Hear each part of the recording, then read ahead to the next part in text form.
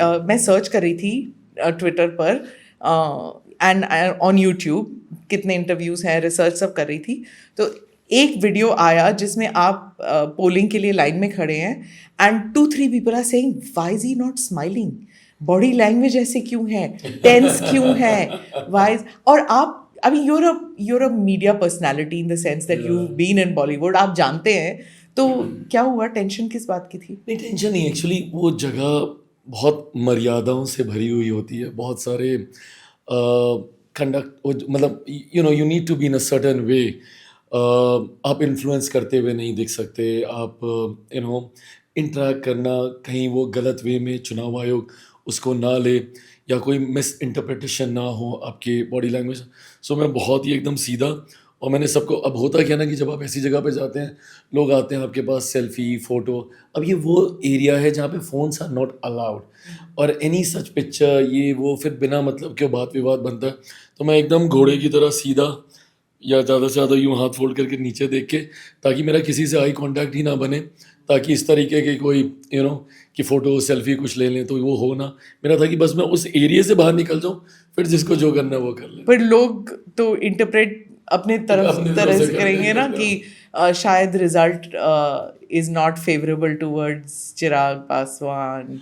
वैसे पता है, इन अ वे नज़र नहीं लगती अगर लोग ऐसा सोचते हैं तो ठीक है, मैं ऐसी चीज़ों को भी हवा देने में मुझे एतराज़ नहीं है। हाँ। इवेंचुअली जो रिज़ल्ट आना है वो आना ही है। वो रिज़ल्ट मेरी बॉडी लैंग्वेज से नहीं आएगा, वो रिज़ल्ट मेरे दावों से नहीं आएगा, वो रिज़ल्ट सिर्फ और सिर्फ बिहार की जनता की चाहने से आएगा। सो मुझे लगता है जस्ट मैटर ऑफ टाइम, ये 3 दिन चलेगा, 4 दिन चलेगा। I find it very funny because अब तो मुझे भी 11-12 साल हो गए और ये मेरा 6ठा सक्रिय चुनाव है बिहार में। अगर मैं झारखंड, दिल्ली ये सब छोड़ दूँ तो मुझे समझ में आता है कि इन चीज़ों की कोई मायने नहीं रहते। Eventually what matters is the day of counting, जिस दिन परिणाम आ रहे हैं। उससे पहले कितने भी विश्लेषण आ जाएँ, कितना भी उसको एनालाइज कर लिया जाए, सेफोलॉजिस्ट क्या बोल लें नहीं बोल लें, रिजल्ट के तौर पे ही आएगा, not affected. I don't think so in the way that, अगर 2 फेजेस में है, फर्स्ट फेज में अगर कुछ गलतियां हो गई और विशेषज्ञ कह रहे हैं कि ग्राउंड से रिस्पॉन्स आ रहा है कि जितना अरमान था उससे कम आपकी तरफ गया है पोलिंग, तो you can do corrective action ना। कैंपेनिंग के दौरान आप मैसेजिंग चेंज कर सकते हैं। तो क्या आपने फर्स्ट राउंड से कुछ लेसन्स हैव यू लर्नड कि मैं सेकेंड राउंड में कैंपेनिंग स्ट्रेटजी चेंज करूं या नैरेटिव चेंज करूं थोड़ा? Of course few tweaks here and there, वो हम लोग करते ही करते हैं, बट मेरा ये मानना है कि मैं किसी दूसरे का सुन के या दूसरे मेरी सीट या मेरे गठबंधन के बारे में क्या कह रहे हैं, मैं ये मानता हूँ कि मुझसे बेहतर नहीं कोई जान रहा, बिकॉज मैं तो ज़मीन पे हूँ ना। अगर मैं अपनी सीटों की बात करूँ या मैं गठबंधन की सीटों की मैं बात करूँ, क्लोज टू द थिंग ना। जो विशेषज्ञ होते हैं वो लार्जर पिक्चर देखते हैं, but I think we are too close is the reason why हमारे पास ज़्यादा जानकारी आती है। वी आर मोर, ऑपोजिशन क्या कर रहा है, उसने क्या किया, सीट बाय सीट ज़्यादा डेप्थ में हम लोग रहते हैं। मुझे हर सीट की जानकारी है कि यहाँ पे इस पार्टी के प्रत्याशी ने क्या किया, उस पार्टी के प्रत्याशी ने क्या किया। मेरे पास एक्चुअली में हर बूथ का जो पोलिंग एजेंट हमारे बना के देते हैं कि कितने वोट डले, 1200 वोट यहाँ पे डला, तो इसमें अंदाज़न इसको कितना गया, हम लोगों को कितना आया, तो ब्रेकअप बूथ वाइज आता है।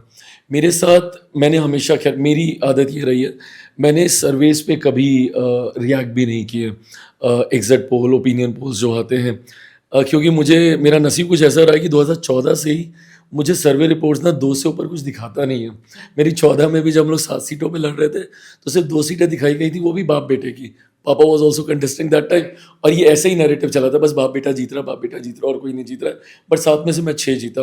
19 में फिर वही हुआ कि फिर मुझे 2 सीटें दिखा रहे थे कि पापा लड़ नहीं रहे थे, उस वक्त चाचा लड़ रहे थे, बट हाजीपुर फिर भी जीतता हुआ दिखा रहे थे और मेरी सीट फिर 2, जबकि मैं 6 की 6 जीता। और इस बार 24 में तो इन्होंने मेरा बीपी इतना हाई करके रखा हुआ था, सिर्फ 1 दिखा रहे थे मेरी जीतते हुए की, और कोई उम्मीद नहीं कर रहा था कि मैं 5 पे लड़ रहा हूँ, मैं 5 की 5 में जीत जाऊँगा। But I was confident, I was काम, कंपोज। ये थोड़ा सा स्ट्रेसफुल टाइम तो होता ही है, until unless EVMs खुलती नहीं है, वो रिपोर्ट आती नहीं है, थोड़ा स्ट्रेसफुल होता है। बट फिर अपनी मेहनत पे विश्वास भी है कि मेहनत की है तो परिणाम भी अच्छा है। Namaste, Jai Hind. You're watching ANI podcast with Smita Prakash. अगर हम उसको मस्जिद कहेंगे तो फिर विवाद होगा। The issue is टूटा है क्या भारत? 400 पार का मतलब ये है कि संविधान खतरे में है। क्या हम लोग ये निर्देश देते हैं कि फला को गिरफ्तार करके जेल डाल दें? वही तो कह रहे हैं सब। ये बेबुनियाद निराधार आरोप। सच्चा सुनना चाहो देखो स्मिता प्रकाश ANI, it does not lie।